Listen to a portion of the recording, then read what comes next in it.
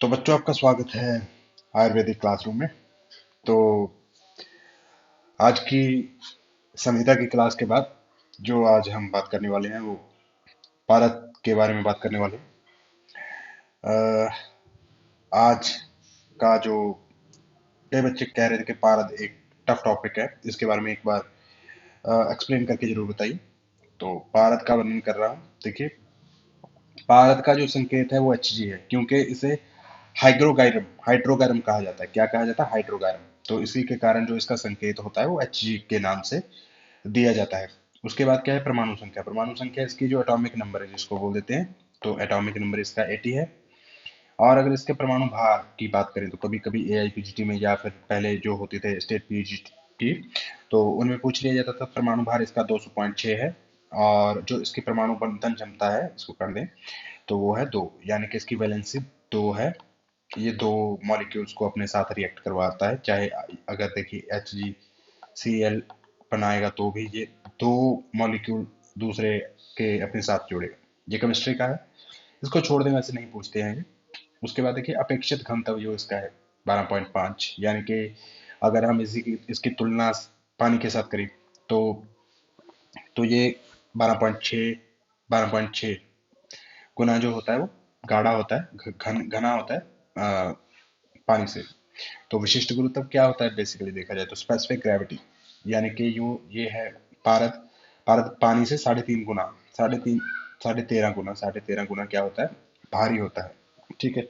उसके बाद हम बात करते हैं हिमांक, यानी कि ये 36 माइनस माइनस 36। देखिए, -36 पर क्या होता है? जम जाता है। ठीक है। और जो पिघल गल पिघल जाता है -35.87 डिग्री सेल्सियस। तो इसको याद कर लें, गलनांक को याद कर लें और हिमांक को याद कर लें। ये पूछे जाते हैं, इंपॉर्टेंट है ये कुछ चीजें इंपॉर्टेंट है, हम इसकी बात करेंगे। तो ये बॉइलिंग पॉइंट भी आपको थोड़ा सा दिमाग में रखना है, क्योंकि जो होता है बॉइलिंग पॉइंट वो होता है 357 डिग्री सेल्सियस। ठीक है। तो इसको आपको याद करना है। उसके बाद देखिए, जल से जो क्या होता है, ये 13.5 गुना भारी होता है। भारत के 60 से भी अधिक पर्याय जो संहिताओं में दिए गए हैं, ये आपकी नॉलेज के लिए, इसमें से क्वेश्चन नहीं आने वाला। ठीक है, इसको चाहे काट दो आप। तो जो सर्वाधिक पारद है वो कहाँ से मिलता है? अलमाइन की जो खदानें हैं उनसे मिलता है। पारद को क्या बोलते हैं? शिव का शुक्र भी बोलते हैं। पारद, ये क्वेश्चन इंपॉर्टेंट है, इसको मार्क करें। आप अपने नोट्स में भी मार्क करते रहें। देखिए, पारद का जो प्राण है वो क्या है? माक्षिक। प्राण रस इंद्रस्य माक्षिक। पारद का नैवेद्य क्या है? अभ्रक। पारद का नैवेद्य कौन कौन है? पारद का नैवेद्य अभ्रक है।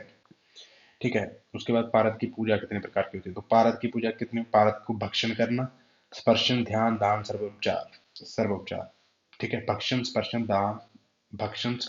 ध्यान दान सर्वोपचार। इसको हमने ऐसे याद किया था। भसड़ भसड़ मची हुई है संसार में, तो किसकी? दान करने की और उपचार करने की। ठीक है, दान करने की और उपचार करने की। तो इसको आपको याद कर लेना कि भक्ष भक्षण स्पर्शन दान ध्यान सर्वोपचार। भसड़ मची हुई है किसकी? दान और उपचार की। तो इसको आप याद कर लेना। उसके बाद पारद की जो गति होती है वो कितने प्रकार की होती है? देखिए, जल मल हंस धूम जीव। जल मल हंस धूम जीव। जल मल हंस धूम जीव। ठीक है। जल मल हंस धूम और जीव। जमा जम के नाचो किस पे? डीजे पे। जमा जम के नाचो किस पे? डीजे पे। तो जलमल हंस तुम जीव। और इसमें जो जीव गति होती है, जीव गति अदृश्य होती है, इसको देखा नहीं जा सकता। और बाकी जो गतियां होती हैं उसको देखा जा सकता है। लेकिन क्वेश्चन यही बनता है कि जो कौन सी गति जो होती है वो जो होती है वो अदृश्य होती है। तो आप इसको थोड़ा रट्टा मार लें। तो रस मूर्छित होने पर क्या करता है? देखिए, अगर हम रस को मूर्छित कर देते हैं, मूर्छित होने पर तो वो रोगों का नाश करता है, रोग का नाश कर देता है। जैसे पहले रस में चपलता होती है, यानी कि वो रिएक्ट कर जाता है सभी से। जब हम मूर्छित कर देते हैं तो इनर्ट हो जाता है, रिएक्शन करने बंद कर देता है। तो उसमें क्या आ जाती है? रोगों को नाश करने की शक्ति आ जाती है। ठीक है। और जैसे ही हम मृत्यु होने पर जैसे कि मारण करने पर, रस रस को जब हम मारण कर देते हैं, मारण करने पर क्या कर देता है? भस्म बन जाती है। तो जीवनदायक होता है। जीवनदायक, ठीक है। इसका मतलब है रस वसन होने पर क्या करता है, जीवनदायक होता है। उसके बाद देखिए रस बद्ध होने पर क्या करता है, मोक्षदायक, यानी कि जब हमने उसको रिएक्शन करवा दिया, या फिर देखिए ऐसे HGS कर दिया, या फिर उसे औषध योगों में बंधन कर दिया, उसका बंधन कर दिया बद्ध होने पर, ठीक है। बद्ध होने पर क्या होता है, मोक्षदायक होता है, और बोलते हैं आकाश में विचरण योग्य बना देता है, ठीक है। तो आप भी एक बार इसको रीड करें कि, क्योंकि ये क्वेश्चन किसी भी फॉर्म में पूछा जा सकता है, तो इसीलिए ये कुछ चीजें पढ़नी जरूरी है आपके लिए, ठीक है। उसके बाद देखिए रसलिंग निर्माण विधि मोस्ट इंपॉर्टेंट है। इसमें पूछ लेते हैं कि क्या क्या जो है रस निर्माण विधि में डाला जाता है। तो देखिए रस निर्माण विधि है जो, उसमें देखिए 9 निष्क जो है पारद डाला जाता है, 3 निष्क क्या जाता है, स्वर्ण पत्र, और उसको क्या करते हैं, नींबू स्वरस में मर्दन करके दोला यंत्र में पीस लेते हैं। दोला यंत्र में यानी कि पाक कर लेते हैं। दोला यंत्र ऐसा होता है, दोला यंत्र में क्या करते हैं, पाक कर लेते हैं उसमें ऐसे, ठीक है, रख के। तो पहले क्या करते हैं, 9 निष्क पारद ले लिया, फिर 3 निष्क क्या कर लिया, स्वर्ण पत्थर ले लिए, ठीक है। और उसके बाद क्या है, नींबू में, ठीक है, नींबू रस में क्या कर दिया, मर्दन कर दिया, और फिर क्या किया, दोला यंत्र में पाक कर दिया, ठीक है। तो इससे रसलिंग निर्माण की विधि का आपको पता चल जाता है। देखिए रसलिंग महादेव, जो रसलिंग महादेव का स्वरूप माना जाता है, तो उसके कितने हैं, 18 हाथ है, 5 मुख है और 13 नेत्र है, 3 नेत्र है, ठीक है। आप देख लीजिए भगवान शिव थे, उनके 3 नेत्र थे, उनके 5 मुख वाली तस्वीर भी आपने देखी होगी, और कई कई तस्वीरों में उनके 18 हाथ भी दिखाए जाते हैं। तो इसको आप याद करें कि, मतलब ये एक बार रीडिंग देना तो इसको जरूरी है, ठीक है, छोड़ना तो कुछ भी नहीं। अगर आप AIPGT की तैयारी कर रहे हो तो छोड़ना तो कुछ भी नहीं। रस शक्तियाँ क्या है, वज्र विक्रांत वज्राभ्रक कांत लो टंकर भूना, वज्र विक्रांत वज्राभ्रक कांत लो टंकर भूना। इसको आप कैसे याद करते हैं, बी ट्रिपल, तो 3 तो बी होगी। उसके बाद KTB, ठीक है, KTB, देखिए 3 B के साथ KTB, ठीक है। इसको ऐसे याद करते हैं, वज्र विक्रांत वज्राभ्रक, वज्र विक्रांत वज्राभ्रक कांतरो टंकन भूना, वज्र विक्रांत वज्राभ्रक कांतरो टंकन भूना। वज्र बोलते हैं हीरे को, ठीक है। ये रस की शक्तियां हैं। उसके बाद देखिए क्षेत्र भेद से पारद के कितने भेद होते हैं। देखिए क्षेत्र भेद से पारद के 5 प्रकार होते हैं, जो एक रस, ठीक है, फिर आ जाता है रसेंद्र, ठीक है, फिर सूत, फिर पारद, और फिर क्या हो जाता है, मिश्रक आ जाता है। तो देखिए जो रस होता है, रस रस का वर्ण वर्ण कौन सा होता है, रक्त वर्ण का होता है। आप इसको याद कर लें कि रस से क्या बनता है, रस से क्या बनता है, रक्त। तो जो पहली धातु बनती है तो उस वही कलर होता है रस का। तो रसेंद्र जो होता है वो क्या होता है, कपिश वर्ण का, कपिश वर्ण का। जो इंद्र भगवान थे, बोलते हैं इंद्र भगवान थे जो बारिश करवाते थे, तो उनका वर्ण था कपिल। कपिल यानी थोड़े काले थे वो। तो इसी से आप याद कर लो, रसिंद्र क्या, कपिश वर्ण। और जो सूत होता है, सूत, सूत जो चारपाई में डाला जाता है, चारपाई में डाला जाता है, तो इसको आप याद कर ले कि वो पीले रंग का है, पीले कलर का है, पीले कलर का सूत है, ठीक है। तो जो पारद आपने देखा होगा वो तो श्वेत वर्ण का ही होता है, ठीक है। और मिश्रक जो होता है, म से म और म से मोरपंख, इसको ऐसे याद करना है। देखिए र से र भी याद कर सकते हो, रसिंदर रक्त वर्ण का, फिर आपको रसिंदर में कंफ्यूजन हो सकती है, इसीलिए आप याद करो, रस से रक्त बनता है, तो रस का जो कलर हो गया वो रक्त हो गया। रसेंद्र से क्या, कपिश वर्ण हो गया। सूत से क्या हो गया, पीला, पीला सूत चारपाई में डाल दो, इसकी निमोनिक है, पीला सूत चारपाई में डाल दो, तो क्या होगा, सूत का रंग क्या होगा, ईशत पीत। और पारद आपने देखा होगा कई बार थर्मामीटर थर्मोमीटर टूट जाता है, तो उसमें जो डालता है वो पारद क्या है, श्वेत वर्ण का होता है। तो मिश्रक क्या होता है, मिश्रक मोर पंख के समान जो विभिन्न वर्णों का पारद होता है उसे मिश्रक बोला जाता है, ठीक है। उसके बाद पारद के दोषों के बारे में क्वेश्चन पूछा जाता है कि पारद के नैसर्गिक दोष कितने हैं। पारद के जो नैसर्गिक दोष कितने हैं, विष, वहनी और मल, ये 3 दोष हैं पारद के नैसर्गिक दोष जो बोले जाते हैं। और पारद के टोटल दोष कितने होते हैं, पारद के अगर सीधा आपको पूछे जाए कि पारद के दोष कितने हैं, पारद के दोष कितने हैं, यहाँ पूछ लेते हैं, तो आपको क्या करना है, टिक 12 करने हैं, टिक, ठीक है। और अगर आपको पूछ लें कि पारद के नैसर्गिक दोष कितने हैं, तो नैसर्गिक दोष तो हो गया विष, वहनी और मल, तो यही आएंगे, तो इनको याद कर लें। यौगिक दोष होते हैं जो जुड़े रहते हैं, मतलब जब पारद को निकालते हैं तो उसके साथ रिएक्ट किए हुए कुछ मेटल मिलते हैं, उनको यौगिक दोषों उसके साथ जोड़ते हैं। तो पारद के जो यौगिक दोष हैं वो हैं दो, आप देख लीजिए, नाग और वंग, ठीक है। और देखिए उसके बाद औपचारिक या किंचुक दोष कितने होते हैं? औपचारिक दोष या किंचुक दोष होते हैं 7, ठीक है। उस देखिए पहला जो है परपटी, फिर पाटनी, फिर भेदी, फिर द्रावी, ठीक है। और उसके बाद क्या है? मलकारी, अंधकारी और द्वाक्षी, ठीक है। तो इस प्रकार से 7 उपकुंचक औपकुंचक दोष बोल देते हैं इनको, औपकुंचक दोष, ठीक है। और देखिए जो अपकुंचक दूषण परपटी का जो संबंध है वो भूमि से है, भूमि से, ठीक है। और पाटनी, पाटनी क्या है? गिरिज, गिरिज यानी कि पाट, किसको पाटना है? आपको पाट देना है, पाट देना है गिरीश, गिरी पर, गिरी मतलब पर्वत, पर्वत, ठीक है। जो पाटनी दोष है वो किससे संबंधित है? पर्वत से संबंधित है, ठीक है। वारिज जो दोष है, बारिज, वो भेदी, भेदी जो है वारिज, वारिज से संबंधित है, ठीक है। परपटी, पाड़नी, भेदी, द्रावी, मलकारी, अंधकारी, ध्वाक्षी, इसको आपको रट्टा मारना है। परपटी, पाड़नी, भेदी, द्रावी, मलकारी, मलकारी और ध्वाक्षी, इसको आप ऐसे याद कर लें, ठीक है। साथ साथ याद कर लें तो आपको बहुत पता चल जाएगा कि ये कैसे चल रहा है। तो उसके बाद इसके जो है कि नागदोष, नागदोष के कारण कौन कौन से दोष होते हैं? द्रावी और मलकारी, द्रावी और मलकारी, ठीक है, मलकारी, पांचवा दोष है। और उसके बाद देखिए वंग के कारण कौन कौन से दोष होते हैं? अंधकारी और द्वाक्षी, अंधकारी और द्वाक्षी, ठीक है। तो ये आपको याद हो गया। उसके बाद क्या है? पारद के दोष निवारण, पारद का जो दोष का निवारण है वो कैसे किया जाए? तो पारद का तो जो दोष का निवारण है वो कैसे किया जाता है? देखिए पारद का शोधन किया जाता है, उससे उसमें व्याधि हरण की शक्ति आ जाती है। तो जो रसायन और सेंधव से ये जो शोधन किया जाता है, ठीक है। और सुधाराज और रसायन से ये शोधन किया जाता है। तो देखिए सामान्य शोधन किससे किया जाता है? रसायन और सेंधव से, सुधाराज और रसायन से, ठीक है। तो उसके बाद देखिए विशेष जो शोधन है, विशेष शोधन है, जो विशेष शोधन है वो किससे किया जाता है?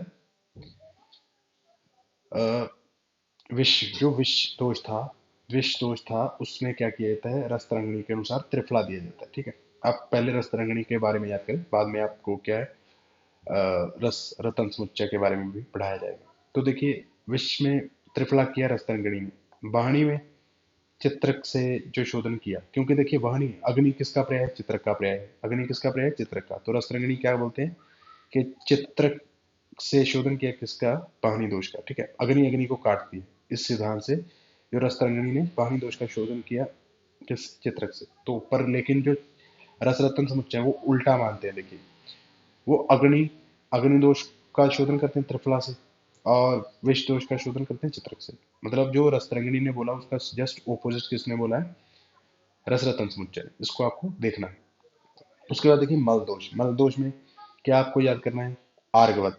देखिए अगर किसी को अर्गवत मज्जा दे देंगे तो उसका मल, वो मल त्याग कर देगा, क्योंकि ये लैक्सेटिव होता है, ठीक है, लैक्सेटिव होता है, ठीक है। इसको इसीलिए याद करना। और कुमारी, कई लोग बोलते हैं कुमारी ऐसे पीने के बाद भी हमें लूज मोशन लग जाती है, ठीक है। तो जो अर्कवद मज्जा है ये तो बोली है रस्तरंगिणी ने, आरटी डाल देना इस पे, आरटी डाल दो इसको, ठीक है, आरटी, ठीक है। रट्टा, रट्टा मारना है आपको इसको। तो अर्कवद मज्जा क्या है? आरटी, आरटी यानी कि आरटी, रस तरंगिणी ने जो बोला है अर्कवद मज्जा बोला है, ठीक है। रस तरंगिणी ने अर्कवद मज्जा बोला है, और कुमारी आसु किसने बोला है? रस रत्न समुच्चय, ठीक है। इसको आप देख लेना, याद करना है, बहुत बहुत इंपॉर्टेंट है। और नागदोष निवारणार्थ किसका प्रयोग किया जाता है? GHI, घई, घई का प्रयोग किया जाता है, ग्रहधूम, हरिद्रा और इष्ट का चूर्ण का, ठीक है। वंग दोष के निवारणार्थ किसका प्रयोग किया जाता है? High, HAI, high. अगर आप वंग लेके जाओगे किसी के पास तो आपको वो बोलेगा हाई, हाई, ठीक है। तो इसी से आपको याद करना है कि हरिद्रा, अंकोल और इंद्रवारुणी, हरिद्रा, अंकोल और इंद्रवारुणी, इसको आपको याद करना है। उसके बाद देखिए चपले दोष, चपले दोष यानी कि पारद होता है जो चपल रहता है, किसके भी साथ रिएक्ट कर जाता है। तो उसके लिए क्या करना चाहिए उसको? कृष्ण धतूर के बीजों के साथ उसको शोधन करना चाहिए, ठीक है। और असहाय अग्निदोष, असहाय अग्निदोष के लिए आप कैसे याद करना है, गोक्षुर को याद करना है। देखिए, जब शरीर में अग्नि बढ़ जाती है, ठीक है, तो विरेचन, जनरली विरेचन कराते हैं, विरेचन, ठीक है। लेकिन जो मूत्र है, मूत्र को गोक्षुर निकालता है, मूत्र को गोक्षुर निकालता है, और मूत्र में से गर्मी बाहर निकलती है, शरीर की गर्मी बाहर निकलती है, ठीक है। तो इसीलिए गौक्षूर का जो प्रयोग है वो असहाय अग्निदोष में प्रयोग किया जाता है। तो इससे क्या होता है, जो पारद अग्नि सहन के काबिल बन जाता है, अग्नि सहने के काबिल बन जाता है पारद। नहीं तो वो क्या होता है, पारद थोड़ी सी अग्नि भी उड़ जाता है, पर अगर गोक्षूर से संशोधन कर दिया जाए तो वो अग्नि को सहने के काबिल हो जाता है। उसके बाद देखिए गिरी, इसको याद करो कि बादाम की जो गिरी है, बादाम की गिरी पर त्रिकटु लगा लो, त्रिकटु लगा लो, ठीक है। बादाम की गिरी पे त्रिकटु लगा लो, इसको ऐसे याद करो। पारदर्श के संस्कार कितने होते हैं, पारदर्श के संस्कार जो होते हैं वो 18 संस्कार होते हैं, 19 बाय रसारना, रसारना ने कितने बोले, 19, ठीक है। 8 संस्कार जो हैं वो प्रधान होते हैं, और शेष जो होते हैं प्रभाषिक अर्थ ना होने से कष्ट साध्य है, ठीक है। तो 19, एक 19वां संस्कार है, जो किसने बताया, रसेंद्र चिंतामणि में, रसेंद्र चिंतामणि में बताया, अनुवादन संस्कार, ठीक है। 19वां संस्कार, वैसे तो 19 संस्कार रसार्णव ने बताए हैं, लेकिन जो रसेंद्र चिंतामणि में 19, जो 19वां संस्कार है वो अ, अनुवासन संस्कार बताया, ठीक है। यहाँ पर आपको कोई जरूरत नहीं है ये नाम याद करने की, रट्टा मारने की, इनको बिल्कुल कोई जरूरत नहीं है। देखिए कौन कौन से संस्कार हैं, इसको बिल्कुल छोड़ दें। 11, मैंने यहाँ पर 19 संस्कार दिए हैं, आप देख सकते हो, स्क्रीनशॉट ले सकते हो, लेकिन इसकी कोई ज़रूरत नहीं है। उसके बाद देखिए अष्टविध संस्कार, देखिए अगर हम, अष्टविध संस्कार क्या होता है, स्वेदन, मर्दन, मोशन, उत्थापन, पातन, बोधन, नियामन, दीपन, इन संस्कारों से क्या होता है, उसकी फलश्रुति हम पढ़ने वाले हैं। इसमें से क्वेश्चन डेफिनेटली आता है, इंपॉर्टेंट इंपॉर्टेंट, ये बहुत वेरी वेरी इंपॉर्टेंट है। 2021 में से भी क्वेश्चन आया था, 20 में भी इसमें से क्वेश्चन आया था, तो थोड़ा देखना है इसको आपको, ठीक है। स्वेदन क्या है, स्वेदन मल शैथिल्य कारकम, देखिए अगर अगर क्या आप इसके बारे में मैं आपको एक एग्जांपल दे के समझाता हूँ। देखिए अगर आपको स्वेदन आ जाए, स्वेदन कर दिया जाए, आपका सोना, सोना बाथ, सोना बाथ आपको दे दी जाए, तो क्या होगा, स्वेटिंग होगी, स्वेटिंग होगी, स्वेटिंग होगी, तो आपका जो स्किन के ऊपर मल रहेगा वो उतर जाएगा। इसी तरह से अगर पारद का स्वेदन करेंगे तो उसकी जो सतह पर, सतह जो उसकी सतह होती है उस पे जो मल चिपका रहेगा वो उससे अलग हो जाएगा। उसके बाद क्या है, मर्दन, मर्दन कैसे होता है, उसको खरल में डालो, खरल में डालो और उसको खरल को चलाते रहो, ठीक है, खरल में मर्दन कर दो।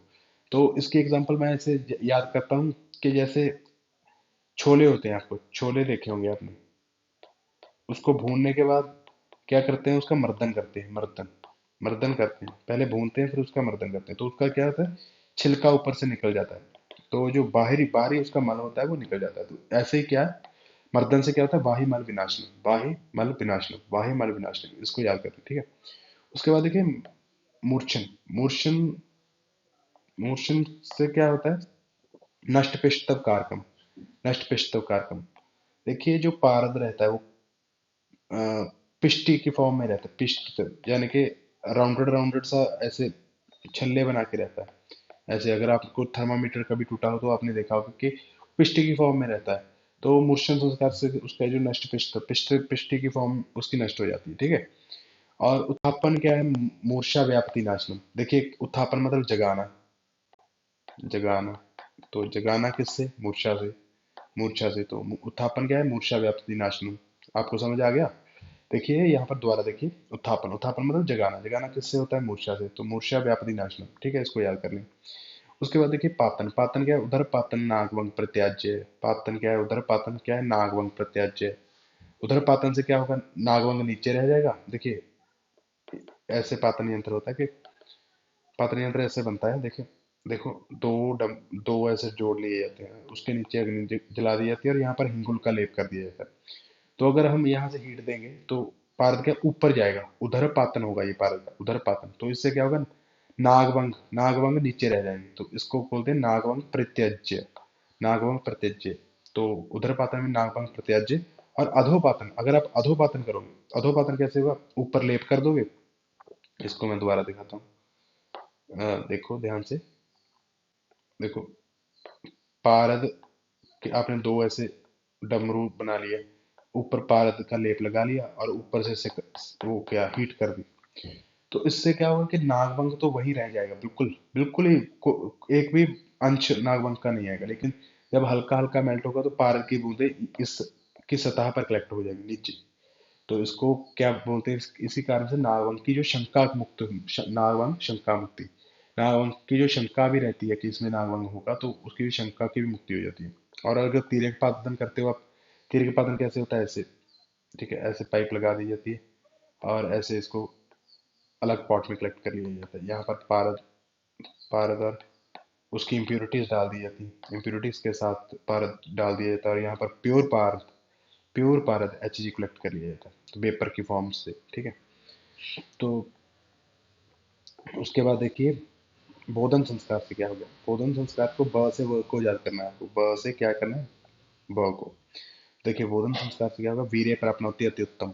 अगर उसको किसी को उसकी शक्ति का बोध करा दिया जाए तो उसका वीर्य जो होगा वो अति उत्तम हो जाएगा, यानी कि अप, वो अपनी जो जिंदगी में बहुत कुछ कर पाएगा। तो ऐसे ही पारद है, उसको अगर बोध करवा दिया जाता है उसकी शक्ति का, तो उसमें बहुत सारा वीर्य आ जाता है, काम करने की शक्ति आ जाती है, ठीक है। और वो महामुक्कर हो जाता है, महामुक्कर, वीर्य प्राप्नोति अति उत्तम और महामुक्कर हो जाता है, महामुक्कर, वीर्य प्राप्नोति अति उत्तम और महामुक्कर। नियामन क्या होता है, ऐसे पारद चपल होता है, चपल यानी कि किसी के भी साथ रिएक्ट कर जाता है, जब उसको नियामन कर दिया जाता है तो उसका चपल तब होता है, वो निवर्तते, यानी कि वो चपल तब जो होता है वो चला जाता है, ठीक है। इसको आपको याद करना है, ठीक है। उसके बाद देखिए दीपना, दीपन, दीपन क्या है, ग्रासर्थी जायते सुतम बुभुक्षा वृद्धि हेतु, ग्रासर्थी जायते सुतम बुभुक्षा वृद्धि हेतु, ग्रासर्थी जायते सुतम बुभुक्षा वृद्धि हेतु और दीपन वीर्य तेज वृद्धि। तो जो दीपन है वो क्या करता है, दीपन दीपन दीपन ड्रग्स क्या करते हैं, भूख को बढ़ाते हैं। इसी प्रकार से क्या होता है, जो दीपन संस्कार है पारद की भूख को बढ़ा देता है, और पारद अन्य जो द्रव्य होते हैं उनके साथ उनको खाने के लिए रेडी हो जाता है, और खाने को मतलब मतलब वो रिएक्ट करने के लिए वो रेडी हो जाता है। देखिए यहाँ पर ग्रास अर्थी जाति सुतम, जो पारद होता है वो ग्रास करने के लिए रेडी हो जाता है, पारद मतलब ग्रास करने के लिए, यानी कि उसको उसके साथ रिएक्ट या फिर उसको अपने में मिलाने के लिए रेडी हो जाता है। और बुभुक्षा वृद्धि हेतु, क्योंकि पारद की जो भूख हो जाती है बढ़ जाती है, भूख करने का मतलब जो रिएक्टिंग टेंडेंसी होती है, रिएक्शन करने की जो टेंडेंसी होती है वो उसकी इंक्रीज हो जाती है, ठीक है। तो दीपन क्या होता है, वीर्य तेज वृद्धि हो जाती है इससे, वीर्य और तेज वृद्धि, वीर्य तेज वृद्धि, इसको आपको याद करना है कि जो दीपन संस्कार है उससे क्या होता है, वीर्य तेज वृद्धि। लेकिन जो बोधन संस्कार है उससे क्या होता है, वीर्य प्राप्नोति, प्राप्नोति अति उत्तम, ठीक है, वीर्य प्राप्नोति अति उत्तम, इसको भी याद करनी है, ठीक है। और उसके बाद क्या है, स्वेदन यंत्र, दोलन यंत्र में क्षार अम्ल द्रव्यों से मर्दन किससे करते हैं, तप्त खलब में ग्रह धूम इष्टिका और रजिका के साथ। इसको आपको कैसे याद करना है, नीचे निम्नलिखित दिए गए हैं, देखिए यहाँ पर देखिए। जो दो स्वेदन है वो तो पता ही है सभी को, तोला यंत्र में करते हैं, और किसके साथ करते हैं, क्षार अम्ल द्रव्यों से। इसको आपको ऐसे बस यही याद करना है, ठीक है, क्षार अम्ल द्रव्यों से, ठीक है। और उसके बाद मर्दन किस में होगा, पता ही है आपको, तप्त खलब में होगा। किस पर इसके जो ड्रग्स हैं वो याद करना है, मर्दन, मर्दन किस में होगा, गिर में। देखिए गिर, गिर मतलब GIR, जिनके पास नोट्स हैं वो टिक करते जाएं। ग्रहदूम इष्टिका राजिका, ग्रहदूम इष्टिका राजिका, ग्रहदूम इष्टिका राजिका, ठीक है, ग्रहदूम इष्टिका राजिका, ग्रहदूम हो गया, इष्टिका और राजिका, ठीक है, इसको ऐसे याद करें। और जो मूर्छन संस्कार है वो भी तप्त खलब में होगा, लेकिन वो चित्रक त्रिफला कन्या में। तो इसका निमोनिक जो मैंने बनाया वो है चित्रकन्या, चित्रकन्या, चित्रकन्या, ठीक है, चित्रकन्या। मूर्छन क्या होगा, आपने चित्र में कोई कन्या देखी और आप मूर्छित हो गए, ज्यादा सुंदर होगी, ठीक है। तो इसको ऐसे ही याद करें, चित्रकन्या। तो चित्रक, ची से चित्रक और त्र से त्रिफला और कन्या से क्या हो गया, कन्या स्वरस, कन्या स्वरस। कन्या किसको बोलते हैं, कुमारी, कुमारी, कुमारी यानी कि एलोवेरा, एलोवेरा, ठीक है, एलोवेरा, ठीक है। इसको आप ऐसे ही याद करते रहे। और उत्थापन, उत्थापन किससे करते हैं, उत्थापन, उत्थापन या तो करते हैं, देखिए ऐसे याद करना है इसको। आपने क्या किया, नीचे फायर जगा दी तो ऊपर चला गया पारद, तो क्या हो गया, उत्थापन हो गया। तो ये किससे करेंगे, उधरपातन यंत्र से, उधरपातन यंत्र। और जैसे ही आपकी मम्मी बल्लभ जगा देती है, कोई भी बल्लभ जगा देती है, बल्लभ, बल्लभ बल्लभ जला देती है, तो उसकी रोशनी से क्या हो जाता है, आप उठ जाते हो, उत्थापन हो जाता है आपका। तो इसको आप ऐसे याद करें कि बल्लव यंत्र से क्या होगा, उत्थापन। ठीक है, तो ये क्वेश्चन आ सकता है, इंपॉर्टेंट है, तो इसको आप याद करना है। ठीक है, और उसके बाद देखिए जो पातन है, उदरव अधोत्पातन तिर्यक पातन यंत्र में। ठीक है, इसको याद करना है। उसके बाद क्या है, पातन पातन यंत्र तीन प्रकार का ही होता है, पातन, उदरव, अधो और तिर्यक पातन यंत्र, ये तो याद रह ही जाएगा। उसके बाद देखिए बोधन संस्कार है। ये बोधन संस्कार का क्या है कि द्रव सतह पातन घटी यंत्र से कच्छप यंत्र से। तो ये आपको कैसे याद करना है, बोधन, किसी को बोधन बोधन कैसे करवा सकते हो, घट कच्छप, जो कच्छप पे आप घट घट घड़ा घड़ा रख सकते हो, घड़ा रख सकते हो क्या कच्छप पे, कच्छू मतलब जो होता है टॉर्टोइस। ठीक है, इसको ऐसे, तो उस पे घट रख दो, एक घट रख दो। ठीक है, तो उसे अपनी शक्ति का बोध कराने के लिए उस पे घट रख दो। तो क्या होगा, बोधन संस्कार, इसको याद करना है, घट यंत्र और कच्छप यंत्र। और नियामन यंत्र किससे होता है, नियामन तोला यंत्र से, और दीपन फिर दोला यंत्र से। तो दोला यंत्र कहाँ कहाँ प्रयोग हुआ, देखिए स्वेदन में, दीपन में और नियामन में। ये भी आपको याद करना है, ये मैंने इजी करने की कोशिश थोड़ी की है। ठीक है, बाकी आपके पास नोट्स हैं, उससे देखते रहें और पढ़ते रहें। ठीक है, पारद का प्रयोग कहाँ होता है, कजली के रूप में करते हैं। ठीक है, एक से जो पांच संस्कार हैं वो दोष मुक्ति के लिए यूज किए जाते हैं, दोषों की मुक्ति के लिए प्रयोग किए जाते हैं। देखिए यहाँ पर आपको देखना है, यहाँ पर देखिए। ठीक है, जो क्या है, पारद के आठ संस्कार हैं। देखिए पहले तो जो पहले पांच हैं, ये पांच, ठीक है, ये क्या करते हैं, दोषों की मुक्ति, दोषों से पारद को मुक्त करते हैं। ठीक है, देखिए स्वेदन किया, मर्दन किया, मूर्छन किया, उत्थापन, पातन, इसमें क्या हुआ, पारद दोषों से अलग हो गया। और लेकिन जो छह से आठ संस्कार हैं, ये क्या करते हैं, तीन, ये संस्कार तीन, छह, सात और आठ, ये क्या करते हैं, बल और तेज की क्या करते हैं, वृद्धि, बल और तेज की क्या करते हैं, वृद्धि। ठीक है, जो पहले हैं पांच संस्कार, ये क्या करते हैं, दोष, दोषों से पारद को मुक्ति, दोष मुक्ति। ठीक है, दोष मुक्ति। ठीक है, इसको आपको याद करना है। और देखिए संस्कार हेतु पारद की अधिकतम जो मात्रा होती है वो कितनी होती है, 2000 पल, एवं न्यूनक मात्रा कितनी होती है, अर्ध पल। ये आपको याद करना है कि पूछ लेते हैं कि संस्कार, अगर पारद के संस्कार आपने करने हैं, आठ आठ संस्कार करने हैं, ठीक है, तो उसकी जो मैक्सिमम मात्रा आपको कितनी लेनी पड़ेगी, तो आपको 2000 पल लेनी पड़ेगी। और अधिक से अधिक मात्रा, अधिक से अधिक मात्रा जो है, जो है, मतलब कम से कम मात्रा उसकी कितनी लेनी पड़ेगी, अर्थपाल लेनी पड़ेगी। ठीक है, तो उसके बाद देखिए अकॉर्डिंग टू रसतरंगिणी, जो रसतरंगिणी है उसके अकॉर्डिंग जो मात्रा होती है वो 100 पल से एक पल लेनी चाहिए। तो रसतरंगिणी के बारे में भी आपको याद करना है, क्योंकि देखिए ये बोला है संस्कार हेतु पारद की अधिकतम मात्रा कितनी होती है, 2000 पल तक। और कम से कम मात्रा कितनी होती है संस्कार करने के लिए, अर्थपल। ये किसने बोला, रसरत्न समुच्चय ने, रसरत्न समुच्चय ने। लेकिन जो रसतरंगिणी है वो बोलती है कि 100 से 1 पल होनी चाहिए। ठीक है, ठीक है, तो इसको आपको याद करना है। और पारद के सेवन में अपथ्या क्या कौन कौन से हैं? देखिए ये आपको बार बार पढ़ पढ़ के याद होगा, इसका कोई निमोनिक भी मत बनाना आप। और बस एक बार जब भी आप रसशास्त्र पढ़ो तो इसको देखना है कि वृत्ति, बिलव, कुष्मांड, बेताग्र, कारवेलक हो गया ना, माश, मसूर, मसूर और माश की आप दाल खाते हो, कुलत्थी की भी दाल खाते हो। ठीक है, और पंजाब के खेतों में जो शस्यप है वो उगती है, और शस्यप का साग किससे खाते हो, मूली के साथ खाते हो, मूली, मूली के परांठे और सरसों का साग। तो इस, और लंघन और अंगमर्दन और ककार अष्टक, ये तीन वेरी वेरी इंपॉर्टेंट है, लंघन, अंगमर्दन और ककार अष्टक, इसको आपको याद करना है। ठीक है, उसके बाद देखिए पारद की पूर्णता शुद्धि किससे की जाती है, आसवन या फिर विद्युत, या फिर इसको बोल देते हैं कि जो इलेक्ट्रिक करंट से डिस्टलाइजेशन की जाती है, डिस्टलाइजेशन की जाती है, तो उससे पारद की पूर्णता शुद्धि हो जाती है। भस्म निर्माण हेतु क्या यूज किया जाता है, कपोत पुट किया जाता है यूज, या फिर गौ में पुट किया जाता है। ठीक है, तो उसके बाद देखिए श्रेष्ठम्भोज किसको बोलते हैं, मूत्र शुक्र शोणित सैंधव के साथ बोधन संस्कार से पारद में मुख उत्पन्न हो जाता है और पारद वीर्यवान हो जाता है। तो इसको आपको याद करना है कि श्रेष्ठम्भोज मूत्र शुक्र शोणित सैंधव के साथ बोधन संस्कार करने में पारद में मुख उत्पन्न हो जाता है, पारद वीर्यवान हो जाता है। ठीक है, इसको आप याद करें। और और आपको अपने साथ साथ नोट्स भी ओपन करने हैं। और अगर आपके पास नोट्स नहीं है तो आप पेन और कॉपी को उठा के नोट्स बनाते रहें। धन्यवाद, बने रहिए और पढ़ते रहिए। मेन बात तो पढ़ना है, आपको खुद पढ़ना पड़ेगा, तभी आपको ये याद होगा। और मोस्ट इंपॉर्टेंट टॉपिक है जो पारद है। ठीक है,